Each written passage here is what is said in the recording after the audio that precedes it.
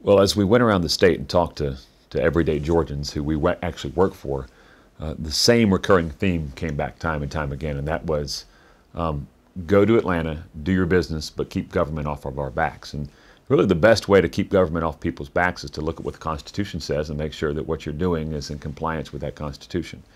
The next step, of course, is not taking too much of the people's money or spending too much of it. So some of the things that we're looking at as far as limited government, the Sunset Bill. Are there agencies or departments out there that are doing things year after year, and really they may not even be necessary any longer? So the Sunset Bill would require all these agencies to come before us and explain to us and validate their existence every so often. And if they're not really doing anything that's helping people or doing anything within their constitutional bounds, we'll just simply get rid of them or let them sunset.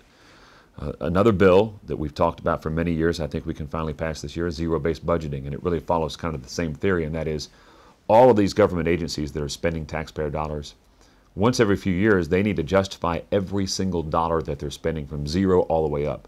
They need to build their budget from the first dollar to the last dollar, as opposed to what they do now and have always done, which is simply to tell us what the changes are from their last year's spending, to assume that what they spent last year was okay and they need more money for X, Y, or Z. That's not good enough anymore. We need to know that everything they're doing is justifiable.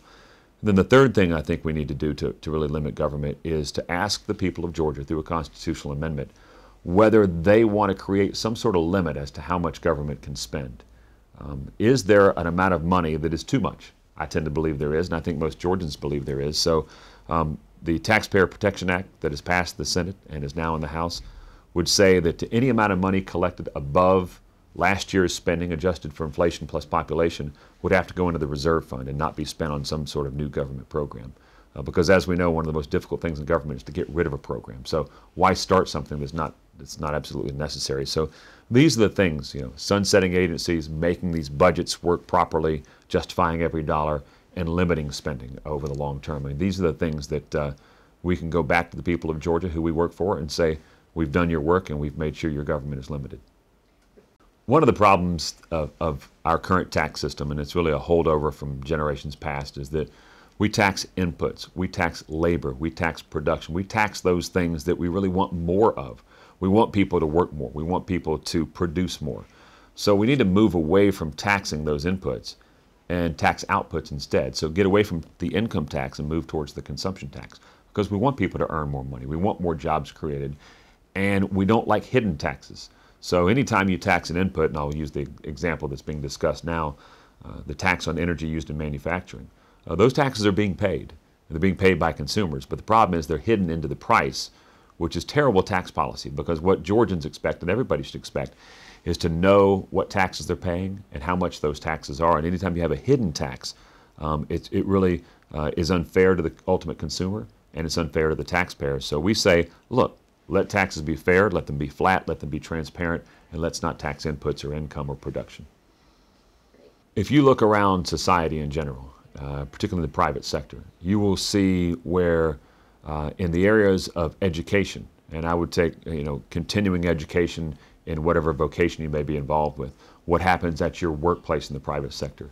So many people are using technology to deliver that education product, and of course they're individualizing it. We're not teaching engineers how to bake cookies.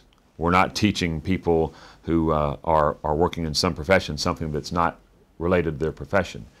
And that's what we need to do in education. We need to individualize it to the interest of the student. But we also need to be able to use all the tools at our disposal. And unfortunately, right now in Georgia, we really have a system that is built on the factory model of the 1920s. Children go to school 5 days a week. They go to school for a number of hours a day. They go to school for 180 days per year during 9 to 9.5 months. And once they've completed those time constraints, they move on to the next grade. What we really need is to make sure that children are mastering specific subjects, mastering those things, those building blocks they need to move on to be further educated. I want to make sure that children are learning by the third grade, or a student who is 9 years old has reached a certain level of reading proficiency before they move on, because we know that if a student by 9 years old doesn't read well, the chances of them excelling in education beyond that are minimal. So we need to be judging education on achievement, not how long you're in a seat. And by using technology, by giving parents more choice, by revolutionizing the education industry, by allowing multiple players, people who want to provide educational services, by allowing that to happen, we will dramatically change Georgia for generations to come. I mean, we talk a lot about economic development, we talk a lot about job creation, but the reality is the greatest long-term economic development tool we have is an educated workforce. So if we're producing a product, if children are being educated, jobs will happen here in Georgia, employers will move to our state, and we will grow rapidly. You know, there's a lot of things that government does that they ought not do. There's a lot of programs that we have created dealing with adults that probably we don't necessarily need. But the one area where government tends to fall short sometimes is the protection of children. Now, we should never come between that relationship of the parent and the child unless the child is in significant danger.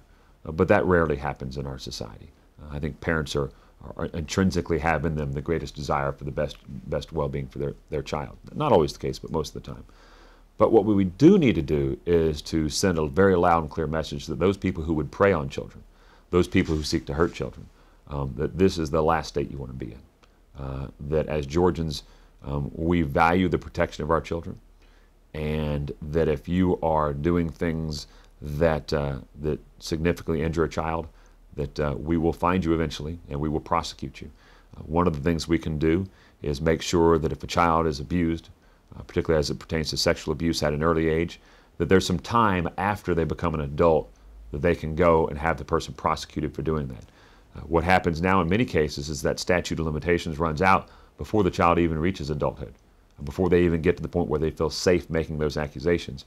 That's unfair to the child, and unfortunately it allows predators to exist without any fear of retribution. So one of the bills that has been proposed that our caucus strongly supports is to say, look, there's got to be a number of years after someone becomes an adult that they can still come forth and say they were physically and sexually abused as a child, and we can still go after those perpetrators. I think that's a really strong message. And if our state can lead the nation in protecting children, we've done a good thing. Well, it's been said many times before, our founders were brilliant in the way that they constructed our Constitution and the safeguards they put in place to make sure that the branches of government were balanced, but that the power, as it clearly states in the 10th Amendment, rests with the people in the states. One of the things they did was Article 5 of the U.S. Constitution that allows us, the states, to begin the process of amending the Constitution. Of course, there's the process you can go through in Congress to amend the Constitution. But if 2/3 of the state ask for an amendment to the Constitution, there would be a convention for that particular amendment to be held, and then whatever comes out of that by 2/3 vote could be ratified by 3/4 of the states to amend our U.S. Constitution. I don't think there's any bigger issue at the federal level than the issue of fiscal constraint. The United States, in just recent months, has lost our AAA bond rating. That really puts us in a position where we're no much better than most of the rest of the world. And as Americans, we should be embarrassed by that. We should be upset by that. But we should be very scared by that, because if you look at what has happened to other countries who've lost that rating, it doesn't come back in a year or 2 years. I think the average is 13 years before you can regain that AAA bond rating. That means hundreds of millions of dollars, wasted dollars that taxpayers will have to pay in interest only because our fiscal house isn't in order.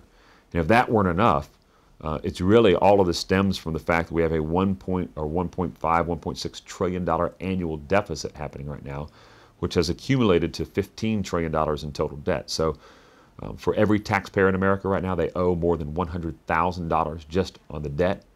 I don't think it's an overstatement to say that Congress has completely lost control, and that the people clearly understand this. You cannot spend $1.6 trillion more than you bring in every year and expect to remain an economic superpower.